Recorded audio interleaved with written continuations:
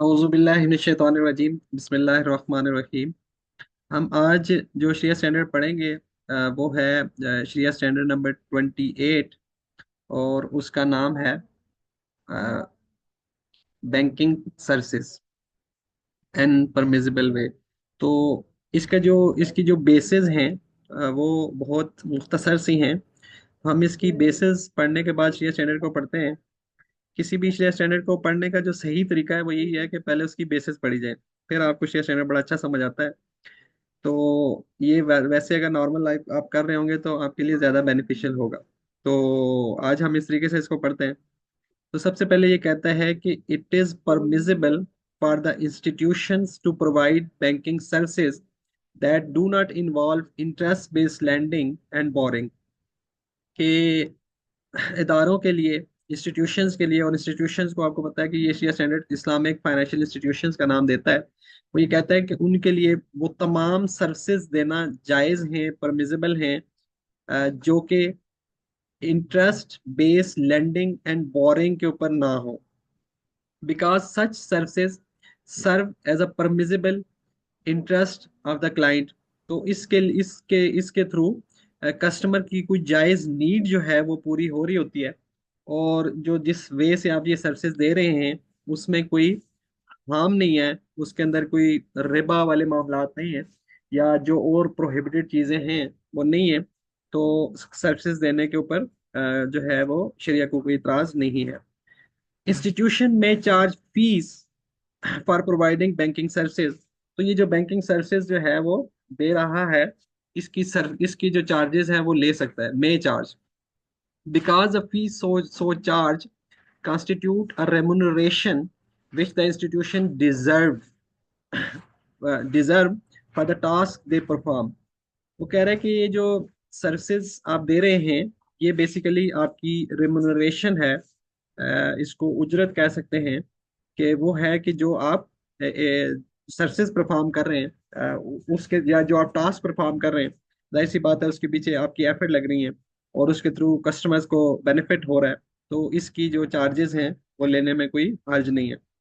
Since it is permissible in Sharia to get reward for performing tasks that result in permissible benefits to other, कि आप कोई ऐसा काम करें कि जिसके थ्रू दूसरों को बेनिफिट मिले, तो शरिया जो है ऐसे काम करने की आपको इजाजत देता है, और इस काम की फिर आप उजरत भी जो है वो ले सकते हैं।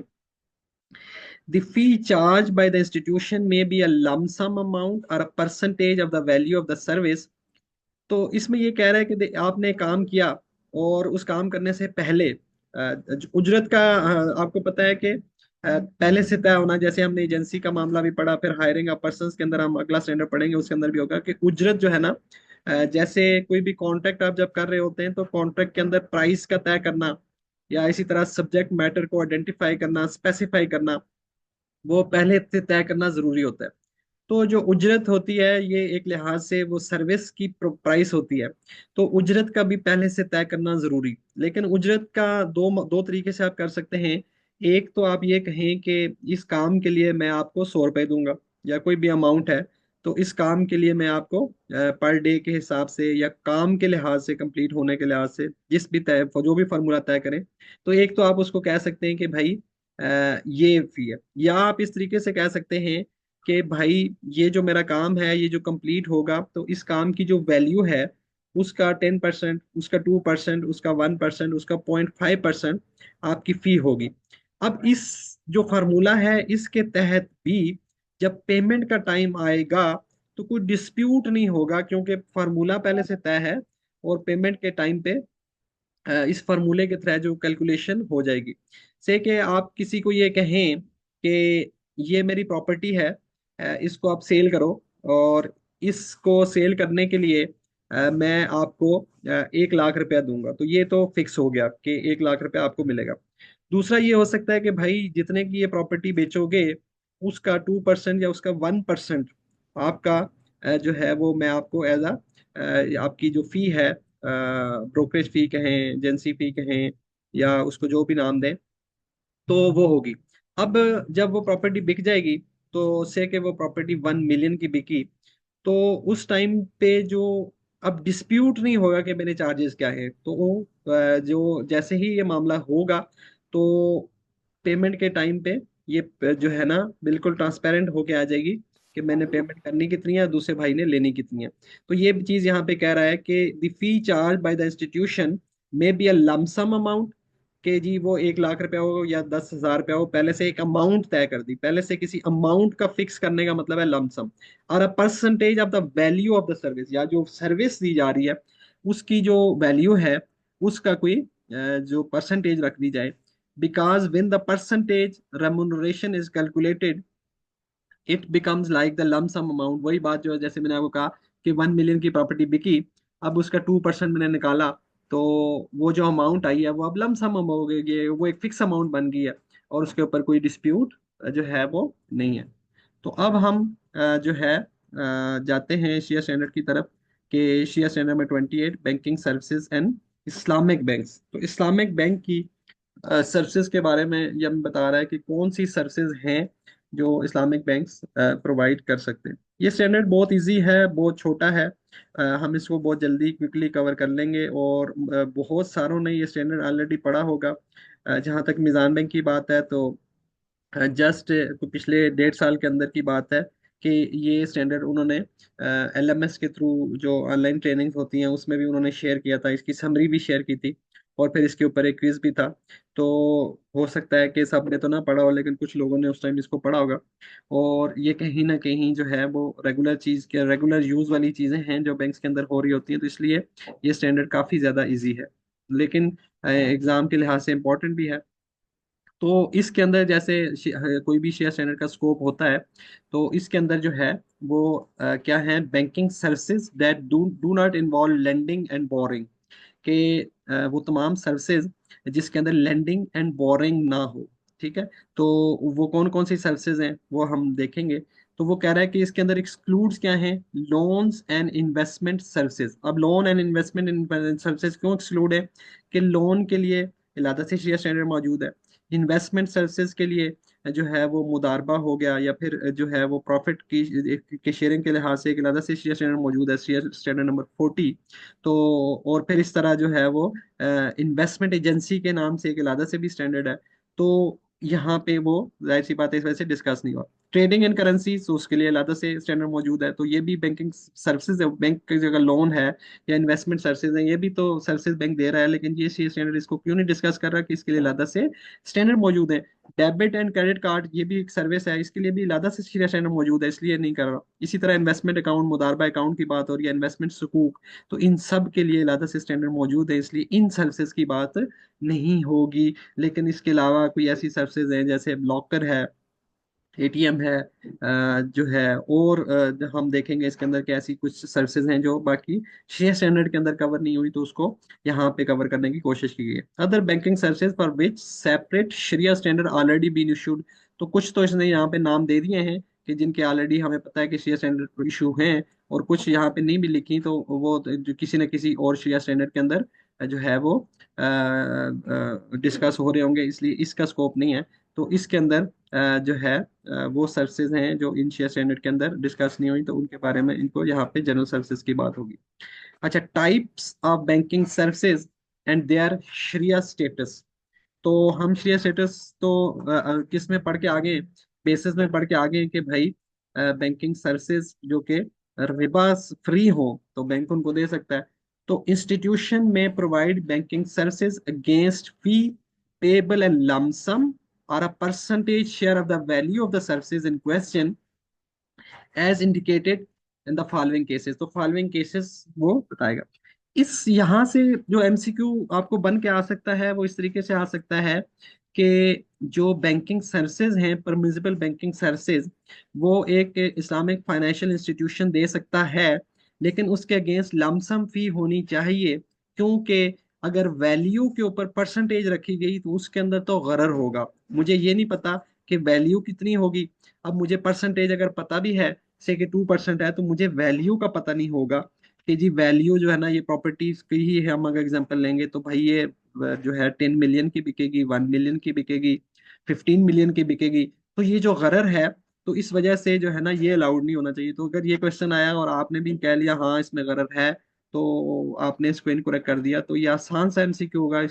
तो जो है ये जो परसेंटेज में ठीक है, करर है, लेकिन हम अगला स्टैंडर्ड जो पढ़ेंगे एक दो दिनों के अंदर, उसके अंदर क्या है कि जी मेजर गरर जो है वो क्या है, वो प्रोहिबिटेड है, जबकि माइनर गरर टॉलरेट होता है, क्योंकि माइनर गरर आपको किसकी तरफ, डिस्प्यूट की तरफ नहीं लेके जाता। तो यहाँ पे जैसे हमने ये क्लियर किया कि जो सर्विस है वो पेमेंट से पहले वो आ जानी है। ठीक है, हमें क्लियर हो जाना है कि भाई सर्विस की वैल्यू क्या है, और पेमेंट के टाइम पे हमारे पास एग्जैक्ट लमसम वैल्यू कैलकुलेट होके आ जाएगी, तो कोई भी डिस्प्यूट पैदा नहीं होगा। तो इसलिए यहाँ पे अगर वो क्वेश्चन में ये लगा दें कि भाई एक गरर की वजह से, तो वो बेसिकली आपका कॉन्सेप्ट चेक करना चाह रहे होंगे कि बैकएंड पे ये इन्होंने स्टेटमेंट याद करके आए हैं।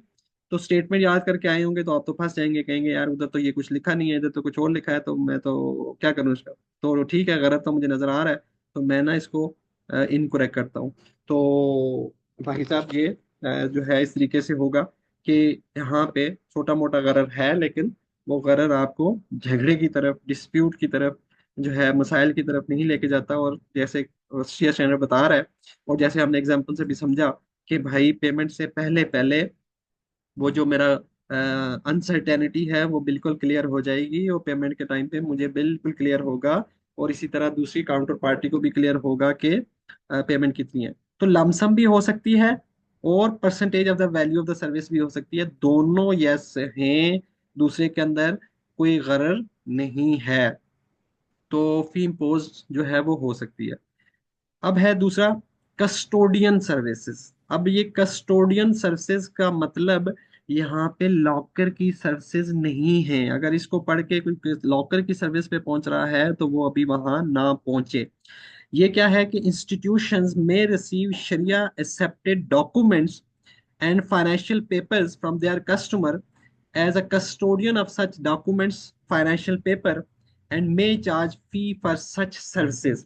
तो भाई कोई जो जिसको कहते हैं ना कि जो इम्पोर्टेंट डॉक्यूमेंट्स होते हैं, वो चाहे प्रॉपर्टी के हैं, ठीक है ना, वो कोई फाइनेंशियल पेपर के डॉक्यूमेंट हैं, ठीक है, तो वो जो है वो बैंक के पास सिक्योरिटी के तौर पे, यानी वो सिक्योरिटी नहीं कि किसी लोन की सिक्योरिटी, उन उन डॉक्यूमेंट की सिक्योरिटी, उन डॉक्यूमेंट की हिफाजत के लिए बैंक के पास रखे जा सकते हैं, और बैंक उनको एक्सेप्ट कर सकता है, और फिर अपने पास वो अपने जहां भी उनको रखे, वॉल्ट्स में रखे, जिधर भी रखे, लेकिन वो क्लाइंट से रिसीव कर सकता है, और इसके अगेंस्ट जो है वो चार्जेस लिए जा सकते हैं।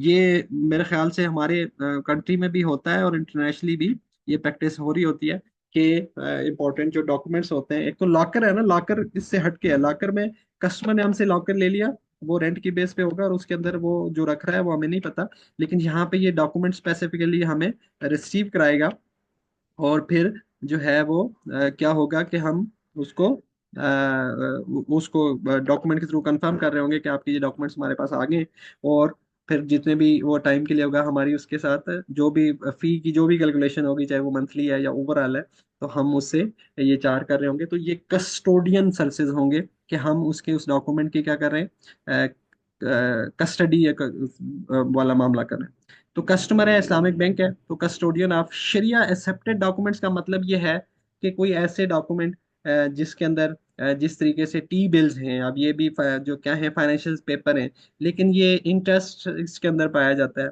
इसी तरह वो बॉन्ड्स जिसके अंदर जो है वो जो रिबा बेस्ड हैं वो। लेकिन अब शरिया एक्सेप्टेड कौन से हैं भाई, सकूक हैं आपके पास, आपके पास कोई रियल एस्टेट के कोई डॉक्यूमेंट्स हैं, आपने किसी के साथ कोई रेंटल एग्रीमेंट किया हुआ है, वो है, लेकिन वो एग्रीमेंट जो एक कन्वेंशनल बैंक के साथ हुआ हुआ है, तो वो हमारे लिए शरिया एक्सेप्टेड डॉक्यूमेंट नहीं है। तो हम अगर वो उसके अंदर वो देखें, वो रिबा वाला मामला है, उसमें भी है कि वो वहाँ पे क्या हो रहा है कि कन्वेंशनल बैंक क्या कर रहा है, रिबा बेस एक्टिविटी कर रहा है, और आप जब उसको बिल्डिंग रेंट पे दे रहे हैं तो आप उसको रिबा बेस एक्टिविटी करने के अंदर क्या कर रहे हैं, हेल्प कर रहे हैं, तो वो भी शरिया एक्सेप्टेड नहीं होंगे। तो शरिया एक्सेप्टेड डॉक्यूमेंट्स का मतलब यह है कि वो डॉक्यूमेंट बैक एंड पे जिस एसेट को या जिस ट्रांजैक्शन को रिप्रेजेंट कर रहे हैं वो शरिया परमिजेबल। ये नहीं है कि उन डॉक्यूमेंट के ऊपर कोई प्रिंटिंग ऐसी हुई होगी कि कोई ऐसी जो है ना वो पिक्चर्स होंगी जो कि नहीं है, तो इस वजह से हम कहेंगे कि ये तो देखने में ऐसे हैं, तो नहीं। बैक एंड पे जिन एसेट को ये रिप्रेजेंट कर रहे हैं, चूंकि डॉक्यूमेंट किसी ना किसी एसेट को रिप्रेजेंट कर रहे होते हैं, तो वो बैक एंड पे जो ट्रांजैक्शन है एसेट को रिप्रेजेंट कर रहे हैं, ट्रांजैक्शन को रिप्रेजेंट कर रहे हैं, तो वो एसेट वो ट्रांजैक्शन शरिया कंप्लायंट है या नहीं है, तो तब हमें पता चलेगा कि डॉक्यूमेंट शरिया एक्सेप्टेड है कि नहीं। ना कि हम उस डॉक्यूमेंट की शक्ल देख के बताएंगे कि भाई इसके ऊपर किसी फीमेल की जो है वो पिक्चर प्रिंटेड है और जो है वो कुछ और मसाइल भी हैं तो इस वजह से नहीं है, तो ये वाले मामला नहीं। दूसरी बात यह है कि कॉन्ट्रैक्टिंग एजेंसी सर्विसेज, तो एजेंसी सर्विसेज का अलग से हम जो है स्टैंडर्ड भी पढ़ के आए हैं। तो एजेंसी सर्विसेज की भी वो सर्विसेज होती हैं। A customer may use the institution, बाज दफा बैंक कस्टमर को एज एन एजेंट बनाता है, और फिर बाज दफा कस्टमर जो है वो बैंक को एजेंट बनाता है। Customer may use the institution as an agent for concluding contract such as sale purchase and lease contract against a fee payable to the institution. तो ये इस तरह के, तो ये तो जस्ट कुछ एग्जांपल है ना कि वो सेल करेगा, बैंक जो है क्लाइंट के बिहाफ पे एजेंट बन के सेल कर रहा है, परचेज कर रहा है, लीज कॉन्ट्रैक्ट कर रहा है। तो ये भी हो रहे होते हैं, हमारी मार्केट में भी हो रहे होते हैं। लेकिन इसके अलावा और भी बहुत सारे काम हैं जो एजेंसी के थ्रू हो सकते हैं, बहुत लंबी लिस्ट बन सकती है। तो कोई भी ऐसा काम जो आप एजेंसी के थ्रू करते हैं, तो वो आप उसकी सर्विसेज ले सकते हैं। आपको ये भी पता है कि एजेंसी विद फी भी हो सकती है, विदाउट फी भी हो सकती है। तो यहाँ पे जो है वो हम किसकी बात कर रहे हैं कि फी वाले जो है, तो कस्टमर है, एजेंट है, इस्लामिक बैंक है, तो एजेंसी है, सेल है, परचेज है, लीज है। लेकिन जैसे मैंने कहा कि ये लिस्ट है बहुत बढ़ सकती है, लंबी हो सकती है। बाज़ दफ़ा कलेक्शन सर्विसेज के लिए आप एजेंसी का मामला करते हैं, बाज़ दफ़ा से कि उसके एम्प्लॉइज़ की जो सैलरीज पे करने, तो खैर ये एग्जांपल्स आएंगी और बहुत सारी एग्जांपल हैं। जो लोग प्रैक्टिशनर बैठे हैं हमारे साथ उनको पता है कि कस्टमर्स के लिए एजेंट बन के हम कौन कौन सी सर्विसेज दे रहे होते हैं। फिर है जी subscription arrangement services. Subscription arrangement services, तो आप जो शेयर्स वाला हमने जो है वो शेयर स्टैंडर्ड पढ़ के आए हैं, तो उसकी तरफ देखें। और फिर इसी तरह यहाँ पे जो गारंटीज वाला मामला है, ये गारंटीज की तरफ भी हमें रेफर कर रहा है। तो अब इसकी बहुत सी क्लासेस जो है वो पिछले स्टैंडर्ड को रेफर हो रही हैं, आपको रिकॉल होना चाहिए कि ये वहाँ पे हमने पढ़ी थी और डिस्कस की थी। तो क्या कह रहा है कि the institution may act as an agent of the founding shareholders of the sharia accepted. ठीक है, जो जाहिर सी बात है जो हमने पढ़ के आए हैं कि शेयर्स किस कंपनी के जो है ना वो आप इशू करने में हेल्प कर सकते हैं, कि जिसका जो प्राइमरी जो ऑब्जेक्टिव है वो शरिया कंप्लाइंट हो। और उसके अंदर हमने ये भी पढ़ा था कि उस कंपनी के जो शेयर खरीदना या बेचना या उनकी सब्सक्रिप्शन करना, ये मामलात करना, या उसके अंदर जो ब्रोकरेज का किरदार था वो अदा करना, वो है कि जिसका ये कंपनी का क्या हो, बिजनेस जो है, प्राइमरी बिजनेस क्या हो, शेयर कंप्लाइंट हो। फिर वो कुछ स्क्रीनिंग क्राइटेरिया भी हम पढ़ के आए हैं, वो मामला भी। तो इनिशियली तो जब हो रहा होगा तो उस टाइम तो कोई सीरियस स्क्रीनिंग क्राइटेरिया नहीं होगा ना, उस टाइम तो अभी बैकएंड पे एसेट है ही नहीं है। तो ये तो अभी सब्सक्रिप्शन की बात हो रही है, इनिशियली जो आईपीओ की बात हो रही है। तो उस टाइम तो क्या देखा जाएगा कि भाई उसके मेमोरेंडम आर्टिकल के अंदर जो उसका ऑब्जेक्टिव है, भाई वो शरिया कंप्लायंट है या वो पहले से ही सोच के बैठा है कि मैं कोई जो है ना वो इस तरह के मामला करूंगा जिसके ऊपर शरिया को ऑब्जेक्शन है। तो फिर तो उसके जो है उसके अंदर ये वाले मामला, यानी उसके लिए आईपीओ इशू करने के अंदर आप जिसको अंडर राइटिंग कहते थे, वो मामला भी नहीं कर सकते। तो ये शरिया एक्सेप्टेड मामला है। And technically licence joint stock company, और आपको ये भी पता है कि भाई जो शेयर्स हैं, तो वो उसी या आईपीओ उसी कंपनी का इशू हो सकता है कि जो technically licence joint stock company हो, यानी टेक्निकली वो जो एक रेगुलेटर है, एससीसीपी है, उसके थ्रू वो रजिस्टर्ड हो, और फिर जो बाकी मामला हैं, तो इसका मतलब है कि technically registered and performing the various type of public issues. अब ये जो various type of public issues हैं, जिसके अंदर आपके मामलात होते हैं एजेंसी वाले या दूसरे, are issuing new shares to increase the capital of the company and may receive fee for such services. Bank इस तरह की जो सर्विसेज है वो अपने क्लाइंट को उस कंपनी को दे सकता है, और उसके अगेंस्ट क्या कर सकता है, फी चार्ज कर सकता है। और ये चीज है वो हम वहां पे पढ़ के आए थे कि however the fee thus earned by the institution should not comprise any remuneration for extending credit। अगर इस सर्विस के अंदर बैंक ने उस कंपनी को कोई फाइनेंसिंग दी है, तो उस फाइनेंसिंग के अगेंस्ट जो है ना कोई चार्जेस नहीं होने चाहिए। उस फाइनेंसिंग के अंदर कोई चार्जेस होंगे तो वो रिबा होगा। If it happen to be part of the service, बाद दफा आपको उस सर्विस के साथ उसको कोई फाइनेंसिंग भी देनी होती है, तो अगर जो है वहां पे फाइनेंसिंग इन्वॉल्व है, तो आपके जो चार्जेस हो वो उसके अंदर जो फैक्टर है फाइनेंसिंग का, वो उसको उसको आप कंसिडर ना कर रहे हो, आप किसके चार्जेस ले रहे हो, सर्विस के चार्जेस ले रहे हो। तो जैसे इसके अंदर आप एलसी की एग्जांपल ले सकते हैं कि एलसी के अंदर आपकी सर्विसेज होती हैं, और बाज़ दफ़ा आपको एलसी के ऊपर जब पेमेंट करनी पड़ती है तो उसके अंदर आपका क्रेडिट होता है, तो क्रेडिट के ऊपर आप उस फैक्टर को, बेसिकली तो उसमें गारंटी होती है ना, guarantee, LC is a type of guarantee. और जब आप उसको बेसिकली क्या कर रहे होते हैं, रिटायर कर रहे होते हैं, तो उस टाइम आप कोई ना कोई सेल का कॉन्टेक्ट कर रहे होते हैं, तो वो गारंटी के फैक्टर की आप वहां पे नहीं है, लेकिन यहाँ पे क्रेडिट की बात हो रही है। अच्छा, फिर अगली अगली जो क्लास है वो शेयर स्टैंडर्ड नंबर 5 से है। और वो क्या थी कि अंडर राइटिंग, जो, हाँ, जब वहाँ हमने पढ़ी थी कि under writing is a type of guarantee. और अंडर राइटिंग क्या होती थी कि आपके 100 शेयर्स आप इशू कर रहे हैं, और हम उसके अंदर as an underwriter writing है। अंडर राइटिंग ये है कि अगर आपके 100 शेयर ना बिके तो जो बाकी रह जाएंगे वो हम आपसे परचेज करेंगे, ये गारंटी होती है। तो इस जो गारंटी वाला फैक्टर है, इसके जो चार्जेस हैं, बैंक वो नहीं ले सकता। लेकिन हम पढ़ के आए थे कि इसके अंदर बैंक और बहुत से जो है साथ काम कर रहा होता है, सर्विसेज दे रहा होता है, जिसमें फिजिबिलिटी स्टडी थी और बहुत से मामला थे, तो उसकी जो फी चार्ज की जा सकती है। लेकिन ये वाला जो फैक्टर है जिसको अंडर राइटिंग है, दैट इज अ गारंटी, इसके चार्जेस आप नहीं ले सकते। Institution may arrange and receive fee for engaging a third party to underwrite the subscription। तो अब यहाँ पे ये है कि अगर कोई थर्ड पार्टी को आपने एज एन अंडर राइटर जो है रखा, तो उस सूरत में तो आप फी रख सकते हैं। Institution may arrange and receive fee for engaging a third party to underwrite the subscription। The institution may also underwrite the subscription itself without charging any fee for the mere act of underwriting। ये वो बात जो हम कर रहे थे कि भाई इस मामले के अंदर वो क्या कर सकते हैं, फी चार्ज नहीं कर सकते। However, the institution may charge the actual expenses it incurs in providing these services, like conducting studies, marketing the shares। तो ये तो क्लास एग्जैक्ट शेयर नंबर 5 से है, और हम इसको वहाँ पे डिटेल में डिस्कस करके आए। इसी से रिलेटेड एक और क्लास भी नीचे काफी हुई हुई है। तो ये चीजें आपकी एक क्लास से रिवाइज हो रही है। तो कंपनी है, और दूसरी तरफ जो है वो क्या है, इस्लामिक बैंक है। तो agency to perform various steps and issues of shares। तो fee for providing underwriting service, उसके अगेंस्ट आप चार्जेस नहीं ले सकते, क्योंकि वो गारंटी है। और गारंटी का जो एलिमेंट है, वो उसके अंदर जो है वो उसके आप चार्जेस नहीं ले सकते। तो गारंटी जो है, असल जो गारंटी है वो तो बेसिकली जो असल उसकी डेफिनेशन है वो तो ये है कि गारंटी क्या होती है, कि विलिंगनेस टू पे होती है, कि किसी की जगह पे वो पेमेंट नहीं करेगा या वो अपनी जिम्मेदारियां अदा नहीं करेगा तो मैं करूंगा। तो ये एक विलिंगनेस टू गिव क्रेडिट होती है। तो चूंकि क्रेडिट की इटसेल्फ जो है वो आप चार्जेस नहीं ले सकते, तो इसलिए अभी आप विलिंगनेस है तो विलिंगनेस के कहाँ ले सकते हैं। तो ये इस वजह से इसकी बेसिक जो बात है मना है, लेकिन फिर डिफरेंट सिनेरियो में आप इसको देखेंगे कि किस चीज के लिए गारंटी ली जा रही है। लेकिन चूंकि गारंटी का जो फैक्टर है उसके ऊपर चार्जेस नहीं लिए जा सकते। Fee for arranging third party to be the underwriter, तो उसके लिए वो उसने चूंकि अरेंज किया है, वहाँ पे सर्विसेज उसने दी हैं, तो वो उसकी फी हो सकती है। Fee for conducting studies, marketing of the share, तो ये तो वो ऐसे काम है जिसके ऊपर चार्जेस लिए जा सकते हैं। अच्छा, services conducting studies and consultancies. अब कंडक्टिंग स्टडीज, अब ये भी एक परमिजिबल सर्विस सर्विस है। फिर कंसल्टेंसी प्रोवाइड करना किसी को, ठीक है, वो भी एक परमिजिबल सर्विस है। तो the institution may conduct against fee or free of charge.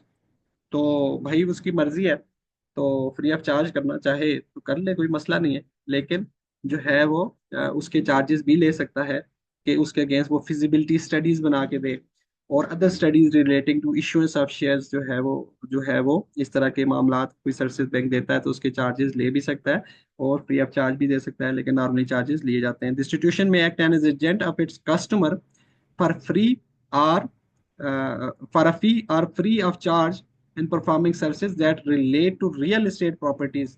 तो रियल एस्टेट प्रॉपर्टी से रिलेटेड भी बैंक कोई सर्विसेज दे सकता है, वो चाहे रेजिडेंशियल बिल्डिंग हो, कमर्शियल बैंक बिल्डिंग्स हो, ऑफिसेज हो, as well as movable asset, उससे कोई मूवेबल एसेट है उसके लिहाज से भी कोई सर्विसेज है एजेंसी की। तो मैं वही बात करूंगा कि ये मामला हमारी मार्केट में भी होते हैं, फिर आपने इंटरनेशनली भी देखना होता है। तो ये चूंकि रियल एस्टेट से रिलेटेड जो है वो सर्विसेज अगर है, या इसी तरह कोई और मूवेबल एसेट्स के लिहाज से है, तो ये सर्विसेज परमिजिबल है। तो इनको कोई भी कर रहा हो तो उसके अगेंस्ट वो चार्जेस ले सकता है, क्योंकि उसके पीछे उसकी सर्विसेज शामिल है, उसकी खिदमात शामिल है। तो अगर बैंक भी करता है तो उसके लिए कोई इतराज वाली बात नहीं है। यही चीज़ इलस्ट्रेशन में लिखी है। फिर है कलेक्शन एंड पेमेंट सर्विसेज। तो बाज दफा कस्टमर जो है वो अपने क्लाइंट जो है, सॉरी बैंक जो है, वो अपने क्लाइंट के बिहाफ पे उसकी कोई पेमेंट कहीं से कलेक्ट कर रहा होता है, और बाज दफा उसके बिहाफ पे कहीं पे पेमेंट कर रहा होता है। तो कलेक्शन में कस्टमर के लिए पेमेंट रिसीव कर रहा होगा, और पेमेंट के लिए वो जाहिर सी बात है उसकी उसकी उस उसके उसका एजेंट बन के पेमेंट कर रहा होगा। तो ये भी एक ऐसी सर्विसेज है कि जिसके ऊपर चार्जेस लिए जा सकते हैं। Institution may accept request of it customer to collect their dues with और pay their commitment to other parties, कि भाई किसी के पास जो है आपके पैसे उसके पैसे हैं, तो वो आपको एज एन एजेंट बना सकता है, और इंस्टीट्यूट उसको एक्सेप्ट कर सकता है कि भाई मैं वहां से आपके पैसे क्या करूंगा, कलेक्ट करूंगा। और फिर इसी तरीके से जो बैंक जो क्लाइंट है वो बैंक को ये ड्यूटी दे सकता है कि आप मेरे बिहाफ पे क्या करें, टू पे देयर कमिटमेंट, उसकी जो कमिटमेंट है उसके ऊपर जो जो पेबल है वो बैंक क्या करे, पे करे। तो for instance it can perform collection of cheques. आप कलेक्शन ऑफ जो चेक्स है, तो इसके जो चार्जेस हैं ये लिए जा सकते हैं। डेट नोट्स हैं, प्राइमरी नोट्स हैं फ्रॉम डेटर्स, ठीक है। इसी तरह वाउचर्स ऑफ शेयर्स हैं, scoop owned by the customer हैं, deposit the proceed and their accounts हैं। तो ये जब ये सारी चीज़ें जो है वो बैंक कर रहा होगा, तो इसके जो चार्जेस हैं वो लिए जा सकते हैं। It can also make payment on behalf of it customer and charge their accounts. तो कस्टमर के बिहाफ पे जब पेमेंट करेगा तो चार्ज देयर अकाउंट, डेफिनेटली वो अकाउंट के किसको किसके अकाउंट को डेबिट कर रहा होगा, कस्टमर के अकाउंट को डेबिट कर रहा होगा। द इंस्टीट्यूशन में आल्सो द इंस्टीट्यूशन में पे wages and salaries on behalf of its customer, के बाज दफा आपका जो वो एम्प्लॉय बैंकिंग मेरे ख्याल से उसको कहते हैं, तो और भी नाम इसको दे सकते हैं, लेकिन वो वाले मामलात हैं उसके ऊपर बैंक चार्जेस ले सकता है। इंस्टीट्यूशन में execute standing collection and payment order. तो डायरेक्ट डेबिट इंस्ट्रक्शंस की जो बात है, तो उस तरह की बात हो रही है कि वो भी आप कर सकते हैं, और उसके बिहाफ पे जो है स्टैंडिंग कलेक्शन और पेमेंट ऑर्डर्स, तो इसके अगेंस्ट भी आप सर्विसेज ले सकते हैं। The institution should refrain from collection when it realise that it involves an impermissible practice. भाई आप उस टाइम जो है ना वो पेमेंट लेने से रुक जाएं जब आपको पता हो कि ये जो पेमेंट है इसके पीछे जो एक्टिविटी है जहाँ से ये पेमेंट जनरेट हो रही है वो इम्परमिसिबल है, तो उस टाइम आप रुक जाएं। कैसे, फर्ज किया जैसे हम सिंपल सी एग्जांपल ले लेते हैं कि बैंक के जो है वो एजेंसी है कि आप क्लाइंट का जो रेंट है वो रिसीव करेंगे। तो वही सादी सी मिसाल ले लेते हैं कि उस जो क्लाइंट है उसकी जो बिल्डिंग है वो एक कन्वेंशनल बैंक को दी हुई है, तो कन्वेंशनल बैंक को बिल्डिंग का देना इम्परमिसिबल है, तो आप वहां से नहीं ले सकते, दे सकते। इसी तरह आपको अगर ये पता है कि जो क्लाइंट है उसकी कहीं से पेमेंट रिसीव होनी है, उसके बैकएंड पे जो उसने ट्रांजैक्शन की है, तो वो कोई ऐसा एसेट उसने बेचा है कि जो उसकी शरीयत की नज़र में जिसकी सेल जो है ना वो परमिजिबल नहीं है, वो लिकोर है या कोई और इस तरह का एसेट है, तो फिर वो इम्परमिजिबल प्रैक्टिस है बैकएंड पे, तो उस सूरत में नहीं। या इसी तरह अगर बिल ऑफ डिस्काउंटिंग वाले जो मामलात है, तो उसके अंदर रिबा है, इस तरह की बहुत सारी। तो यहाँ पे भी कह रहा है or lead to discounting of a commercial paper. तो ये जो है इसकी कुछ डिटेल वो कह रहा है कि शेयर नंबर 16 जो है वो कमर्शियल पेपर जहाँ पे डिस्काउंटिंग की बात हुई थी, तो इस सूरत में फिर सर्विसेज आप नहीं दे सकते। अब ये क्लास वहां से कॉपी भी है, इसको आप देख लें। अच्छा, फिर है अकाउंट सर्विसेज। तो बैंक जो है वो डिफरेंट तरह के अकाउंट्स कस्टमर के मेंटेन करता है, उसमें चार्जेस की क्या बात है। इंस्टीट्यूशन में provide additional services to owner of its investment और current accounts when they desire so. तो एक तो ये होता है कि जो बेसिक सर्विसेज हैं, जैसे करंट अकाउंट के साथ है, डिपॉजिट है, विड्रॉल है, तो ये तो जो है वो सर्विसेज हैं कि जो एडिशनल नहीं है। ये तो जो अकाउंट का नेचर है उसके साथ ये जुड़ी हुई हैं, अगर आप ये नहीं देंगे तो कौन आपके साथ अकाउंट खुलवाएगा। तो लेकिन उसके अलावा कोई एडिशनल सर्विसेज अगर दी जाती हैं, तो उसमें लिखा है इंस्टीट्यूशन में provide additional services to the owner of investment. तो पहले तो बात यह है कि ये जो एडिशनल सर्विसेज है वो चाहे सेविंग अकाउंट है या करंट अकाउंट है उनको दे सकता है, and charge fee for such services. और इन सर्विसेज के अगेंस्ट जो है वो फी चार्ज कर सकता है। जैसे हम पीछे पढ़ के आ गए कि ये एडिशनल सर्विसेज क्या हैं, तो आपको पता है कि जैसे ये देखते हैं आपके जी सेविंग अकाउंट्स है या करंट अकाउंट है, तो उसके साथ आप देते हैं जी कि आपके पास साथ आपकी फ्री हेल्थ कॉफल हम देंगे। ठीक है। तो ये एक सर्विस है लादा से। अब ये बाय नेचर अकाउंट के साथ तो जुड़ी हुई नहीं है, लेकिन आप ये दे रहे हैं, तो आप जो है वो इसको दे सकते हैं। लेकिन जो है वो अगर आपने फ्री में देनी है, तो फिर आप इन्वेस्टमेंट अकाउंट्स वालों को भी दें और करंट अकाउंट वालों को भी दें, तो ठीक है। लेकिन अगर आपने विद चार्जेस देनी है, तो फिर जो है वो आप चार्जेस भी ले सकते हैं। लेकिन अगर फ्री देनी है, तो फिर उसका फायदा उसका क्या होगा कि क्रॉस द बोर्ड पे फ्री करनी होगी। तो ये असल इस देने का तरीका तो यह है कि आप इसके चार्जेस लें, क्योंकि ये एडिशनल सर्विस है।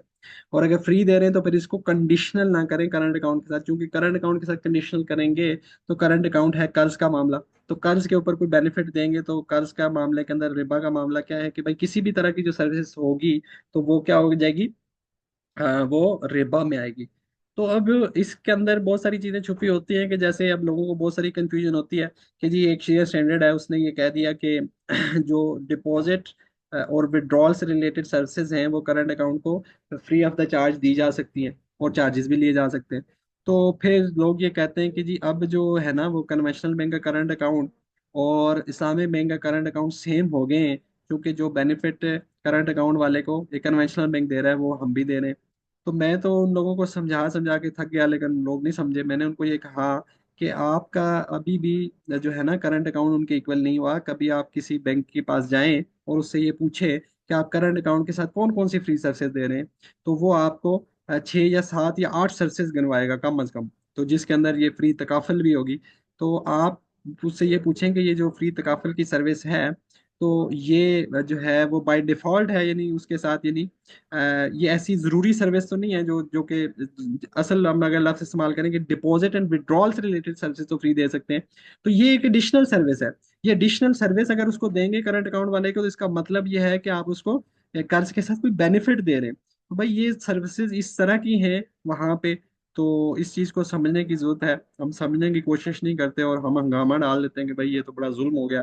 तो ठीक है, दूसरे का फर्ज है कि वो हमें समझाए, जो शरिया बोर्ड में लोग बैठे हैं। लेकिन क्या मेरे पास आजकल के दौर में सोर्सेज नहीं है मैं खुद जरा इन्फॉर्मेशन लूं, मैं जरा दूसरे बैंक के पास चला जाऊं, मैं जरा दूसरे बैंक की वेबसाइट उठा लूं, मैं जरा दूसरे बैंक से करंट अकाउंट का वाउचर मंगवा लूं, करंट अकाउंट का ब्राउचर मंगवा लूं, उसकी एप्लीकेशन फॉर्म देख लूं, तो मुझे खुद ही जवाब मिल जाएगा। तो थोड़ा सा मैं जहन पे भी जोर डालूं, तो मसाइल हल हो जाएंगे। तो इस तरह के काम हमें डिटेल में देखने की चीज़ों की जरूरत होती है। अच्छा, द इंस्टीट्यूशन में provide free services to the owner of investment or current accounts, provided these services related to the owner of the current account are not set as a precondition or constitute a traditionally observed prerequisite for opening the account। वो कह रहे हैं कि भाई आप जो है वो ओनर्स जो है द इंस्टीट्यूशन में provide free services to the owner of its investment और करंट अकाउंट, तो फ्री सर्विसेज दे सकता है provided that the services render to the owner of current accounts. अब उसने क्या किया, इलादा से उसने ये शर्त रखी कि करंट, अब जब दोनों को आप फ्री बना के कोई सर्विसेज दें, दोनों के लिए फ्री कर दें, तो करंट अकाउंट के साथ कंडीशनल ना करें कि ये आप मेरे साथ करंट अकाउंट खोलेंगे तो ये सर्विस मिलेगी। भाई आप तो क्रॉस द बोर्ड दे रहे हैं ना, वो आपके साथ करंट खोले या सेविंग खोले दोनों सूरतों में उसको मिलेगा। तो आप जो काम कर रहे हैं अपने मुंह से खुद ही उसका तजाद भी कर रहे हैं कि सर्विस तो आप दे ही रहे हैं, चाहे मैं करंट अकाउंट खोलूं या सेविंग खोलूं। लेकिन आप कह रहे हैं कि ये इसके साथ कंडीशनल है, तो दोनों बातों के अंदर भी क्या है, पहले तो इख्तलाफ है, यानी कंट्राडिक्ट कर रहा है आपका अमल और आपका कॉल कंट्राडिक्ट है। तो इसलिए पहली बात, और अगर जो है वो ऐसा है कि वाकई इसके साथ लिंक है, कंडीशनल है, तो उस सूरत में तो बात और खराब है। तो अगर फ्री ऑफ द चार्ज दे रहे हैं, दोनों को दे रहे हैं, लेकिन फिर भी मार्केटिंग जो है ना करंट अकाउंट के साथ कंडीशनल करके कर रहे हैं कि करंट अकाउंट खोलेंगे तो ये बेनिफिट मिलेंगे, तो उस तरह भी जो है वो एडिशनल सर्विसेज की ये बात हो रही है। ठीक है, मैं सर्विसेज ये एडिशनल सर्विसेज सर्विसेज है, डिपॉजिट विड्रॉल से इलावा की सर्विसेज, तो वो क्या हो जाएगा, क्योंकि फिर कर्ज का मामला है और कर्ज के मामले के साथ कोई भी एडिशनल सर्विसेज दी जाएगी तो वो क्या होगी, वो रिबा होगा। तो यही चीज़ जो है वो रिवाइज हुई है कि जो है लोन का जो हम कॉन्ट्रैक्ट पढ़ के आए थे स्टेटमेंट 19, तो उसके साथ उसने फिर वो क्लास यहाँ पे कॉपी की है, तो इसको आप पढ़ लें, रिवीजन हो जाएगी आपकी। फिर है सर्विसेज आप सेफ डिपॉजिट वॉल्ट्स, तो ये वो चीज़ है कि जो लॉकर से रिलेटेड है। तो ये अक्सर सवाल होता है कि भाई जो हमारा लॉकर है, इसका इस सर्विस के अंदर हमारा क्लाइंट के साथ कौन सा कांटेक्ट होता है। तो ये भी समझने की जरूरत है, और यही क्लास हमें यहाँ पे भी ये भी बता रही है कि लॉकर के अंदर हम क्लाइंट के साथ कौन सा कॉन्ट्रैक्ट कर रहे हैं। दी इंस्टीट्यूशन में प्रोवाइड सर्विसेज अब लीजिंग। अब यहाँ पे बात आ गई लीजिंग, इसने लफ्ज ही यहाँ से शुरू किया, लीजिंग। तो लीजिंग किसको कहते हैं? इजारा को। तो leasing safe deposit vaults to its customer. Vault basically एक एसेट है, ठीक है। और उस एसेट की जो यूजर फ्रक्ट है, उसके जो इस्तेमाल के राइट्स हैं, वो आप क्लाइंट को दे रहे हैं, ठीक है। उसको एक की दे रहे हैं और उसको एक स्पेसिफिक टाइम का बता रहे हैं, आपके वर्किंग आवर में आए और इसको क्या करे, ऑपरेट करे।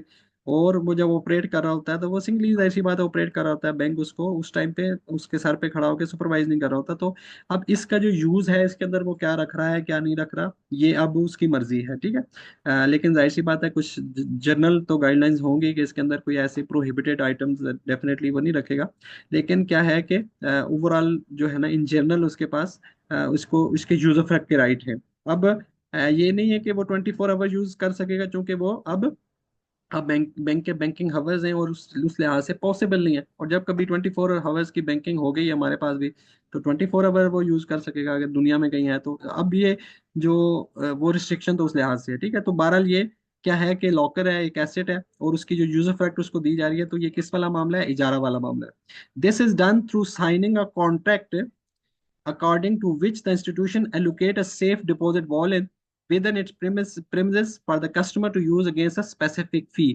तो specific fee जो है, इसको आप रेंट कहें, specific fee और रेंट, ठीक है। तो जब आप उसको लीज कर रहे हैं तो क्या होगा, उसको फी कह सकते हैं या रेंट कह, एक्चुअल लफ्ज क्या है? रेंट है। The deal here is based on इजारा, इजारा contract that entitles a customer to the vaults usufruct. अब इसने वो लफ्ज भी यहाँ पे यूज कर दिया, यूजोफ्रैक्ट। तो दो लफ्ज आए कि लीजिंग भी आया, यूजोफ्रैक्ट भी आया, और ये तीसरा स्पेसिफिक फी आया। उस स्पेसिफिक फी को आप रेंट का नाम दे सकते हैं। तो ये मामला है, हमें ये क्लियर हो गया, पहले भी क्लियर था कि वॉल्ट के साथ, जो वॉल्ट है हमारा, तो जो लॉकर्स हैं, वहां पे बैकएंड पे हमारा हमारा कस्टमर के साथ इजारा वाला मामला हो रहा है। अच्छा, अब है, this institution is responsible for insuring the safety of the vault. Safety of the vault का मतलब ये है कि चूंकि वो वॉल्ट जो है, मैंने कस्टमर को अगर दे दी होती कोई प्रॉपर्टी, और अब उसकी पोजेशन एक लिहाज से कस्टमर के पास होती, वो मेरे पास ना होती, तो उस सूरत में तो हमने क्या पढ़ा है कि कस्टमर के पास ट्रस्ट बेसिस पे मेरी प्रॉपर्टी होगी। कस्टमर की नेग्लिजेंस से कोई गलती हुई तो उसका लॉस भरेगा कस्टमर। लेकिन अगर कस्टमर की नेग्लिजेंस से गलती ना हुई, तो उसका जो लॉस है वो मेरा होगा। यहाँ पे मामला थोड़ा सा अपोजिट हो रहा है कि वो एसेट मेरे पास ही है, मेरी प्रेमिसेस के अंदर है, मेरी कस्टडी के अंदर है। अब वो जो नेग्लिजेंस वाला मामला होगा वो मुझसे हो सकता है, ठीक है। तो अब अगर उसको कोई लॉस हुआ और बैंक की गलती से ना हुआ, तो वॉल्ट के अंदर जो चीजें हैं, उसका जो लॉस हुआ, तो वो लॉस किसका होगा? वो कस्टमर का हुआ। लेकिन अगर ये जो लॉस है वो बैंक की नेग्लिजेंस की वजह से हुआ, तो उस सूरत में ये लॉस किसका होगा? बैंक इसको बियर करेगा। इसको इस तरीके से समझें कि यहाँ पे एक लिहाज से इम्प्लाइड जो है ना, वो अमाना बन रहा है कि वो जो वॉल्ट के अंदर चीजें रख रहा है, तो इम्प्लाइड में बात कर रहा हूँ। तो नंबर वन, वो ट्रस्ट कर रहा है ना बैंक के ऊपर कि अब ये जो वॉल्ट है बैंक की प्रीमिसेस में है, बैंक इसका क्या करेगा? ध्यान रखेगा। लेकिन अगर वो मामला हो जो पिछले दिनों एक बैंक में हुआ, और आप सबको पता है कि क्या हुआ, कि वो गोल्ड वाले मामला थे कि गोल्ड रखा गया, और गोल्ड क्या हुआ पीछे, जो है वो एम्प्लाई क्या करते रहे, उसको यूज करते रहे, या बीच में से कुछ सेल कर दिया गया। तो वो वाले मामले होंगे, तो वो क्या थी? वो नेग्लिजेंस थी। अगर आप ढूंढे ना नेग्लिजेंस की एग्जांपल, तो वो नेग्लिजेंस थी। किसकी नेग्लिजेंस थी? किया तो एक्चुअली स्टाफ ने, लेकिन बैंक ने वो कंट्रोल्स नहीं लगाए थे कि जिस वजह से वो स्टाफ वो कुछ ना कर सके। तो ये भी सुनने में आया कि कुछ जेवरात थे, और वो जो है ना, वो बैंकर्स की बेगमात पहन के तो शादियों में जाती थी। तो कुछ ये भी था कि वो सेल हो गए, उसकी जगह आर्टिफिशियल रख दिए गए। तो इस तरह के बहुत सारे मामलात हुए। तो ये नेग्लिजेंस किस तनाजर में है कि बैकएंड पे वो कंट्रोल नहीं थे ना, कोई इस तरीके से चेक एंड बैलेंस होता कि ये मामलात ना होते। अब उस सूरत में जो लॉस हुआ जिस बेचारे के वॉल्ट से, अब जो है ना गोल्ड की जगह आर्टिफिशियल निकला, तो वो क्या है कि भाई हमने तो आपको रेंट पे दे दिया था, तो भाई अब आपके पास चाबी तो आपके पास थी, मैं क्या कर सकता हूँ भाई, ये आर्टिफिशियल आ गया तो ठीक है पहन लेना, ये भी तो खूबसूरत लगता है। भाई ऐसे नहीं होगा। अब ये आपकी नेग्लिजेंस है। अब जो है ना वो कस्टमर का जो लॉस हुआ है, आप उसकी जो है ना वो उसको उसका जो लॉस हुआ है जितना, वो आपको बियर करना पड़ेगा। ठीक है। तो यहाँ पे ये however it does not guarantee the safety of the item kept in the vault. और उसकी गलती के बगैर कुछ हो गया तो फिर तो उसकी सेफ्टी की जिम्मेदारी बैंक के ऊपर नहीं है। ठीक है। कोई ऐसा मामला हुआ जिसमें बैंक की नेग्लिजेंस नहीं है, accept in the case of misconduct.